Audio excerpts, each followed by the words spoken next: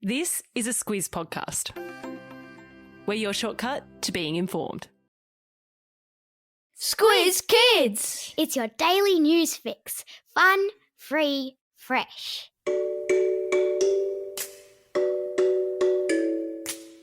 Good morning and welcome to Squiz Kids Today, your fresh take on what's happening in the world around you. I'm Bryce Corbett. It's Wednesday, February 16. In Squiz Kids Today, new lease of life for batteries, Norway's message in a boat, the best sports in all of cricket, and baby shark joins the police force. That's what's making news, kids style.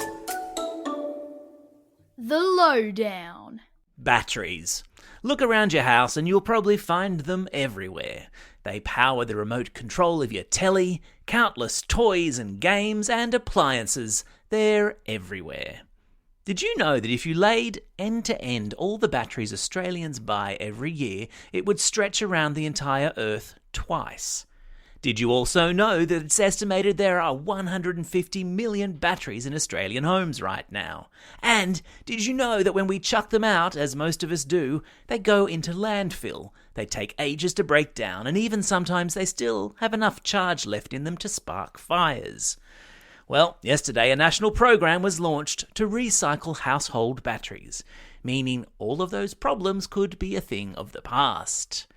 Used battery collection boxes will start to appear in most of the major supermarkets around the country, where it's hoped more of us will deposit our batteries for recycling instead of sending them to the tip, in much the same way a lot of us are already doing with bottle recycling.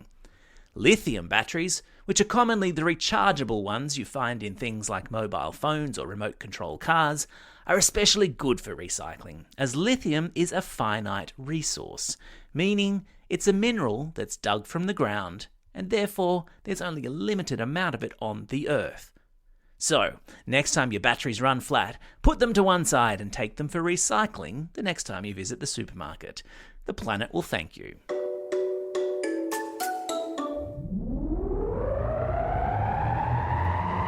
Spin the globe.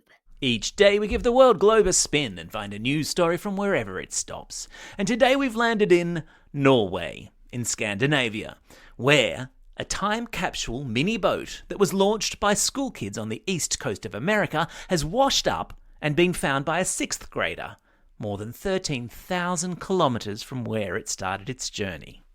The boat, called Rye Riptides and measuring about 6 foot in length, was filled with photos and messages and autumn leaves and acorns native to New Hampshire in the United States, and then it was set afloat by the school kids of Rye Junior High.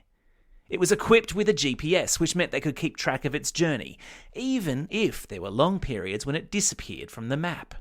Imagine their surprise then when the 6th grader from a school on a tiny island off the coast of Norway found the boat, 462 days after it had been launched.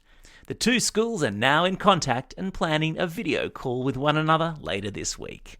How cool is that? There's a link in today's episode notes to stories which feature photos of the little boat and the Norwegian kid who found it. Sport time. If you were looking for a show of sportsmanship yesterday, you needed to look no further than the T20 cricket game between Nepal and Ireland. When an Irish batsman fell over while running between wickets, tripped up by a fieldsman who was scrambling for the ball, the Nepalese wicket-keeper could easily have knocked the bails off the wickets and run him out. But instead of taking advantage of the batsman's bad luck, the wickie let him get to his feet and reach the crease. There's a link to video of it in today's episode notes.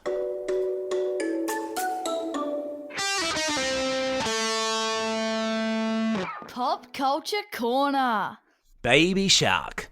It's that song that once someone mentions it or sings even a line or two of it, you can't get it out of your head.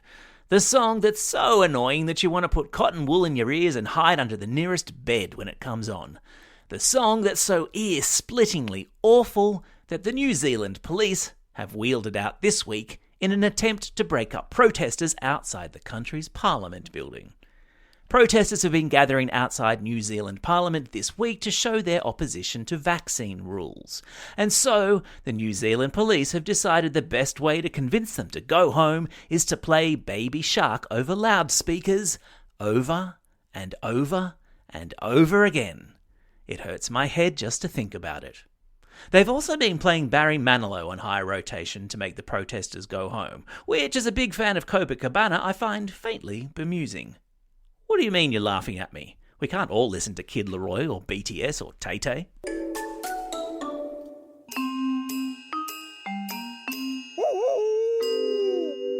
Newshounds. Each Wednesday, we invite Squizzy the Newshound into the studio to tell us what kind of fake news he's sniffed out on the internet this week. And today, he's found a real stinker. It's a photo that was shared all over Facebook last week showing a mountain in Cambodia that is shaped exactly like a turtle's head. There are 2 caves where the eyes would be and rock jutting out to create the turtle's beak. It's unbelievable how much it looks like a turtle, but as Squizzy always says, if it seems too good to be true, then make sure you stop, think, and check. Because it turns out that Turtle Mountain is too good to be true. The photo is actually a combination of 2 photos, one of a lake and one of a big rock with the eyes and beak photoshopped in. Squizzy did some more digging and he found a website with 30 of the most common photoshopped memes, showing the original photo and the one that went viral, and as you'll see from the link to the photos in your episode notes, it's really important when surfing the net not to believe everything you see. Thanks, Squizzy. Time for the quiz. This is the part of the podcast where you get to test how well you've been listening. Question number 1. What song is New Zealand police playing to break up protesters? That's right, it's Baby Shark. Question number 2. Which country did a time-capsule mini-boat end up in after 462 days at sea? Yeah, that's right, it was Norway. Question number 3. Name one of the 2 countries playing cricket yesterday when an extraordinary act of sportsmanship was displayed. That's right, it's either Nepal or Ireland.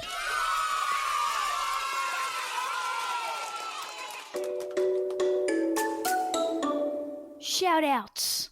It's February 16. Today is Do a Grouch a Favour Day, which sounds like it might have been created just for me. Now, we all know someone a bit grumpy, so what better way to turn their frown upside down than doing them a favour? Because kindness never goes out of fashion. It's also a special day for these Squiz Kids celebrating a birthday today. Chelsea from North Rocks and Sterling from Nedlands. And a belated birthday shout-out goes to Eliana from Baldivis. And classroom shout-outs today go to Class 5-6 at Yarraville West Primary School, Class 5J, and Mr. G at Albany Hill State School, and also to Class 5N and Mrs. Nitz at St. Joseph's Catholic Primary School in Chinchilla. And a warm welcome to Ms. Watt and her students at St. Malachy's School in Edenhope, who have just subscribed to a Squiz Kids for Schools membership. It's great to have you on board. Don't forget, if you've got a birthday coming up and you want a shout-out, or if you're after a classroom shout-out, drop us a line at squizkids@thesquiz.com.au. Well, that's all we have time for. Thanks for listening to Squiz Kids today. We'll be back again tomorrow. In the meantime, get out there and have a most excellent day. Over and out.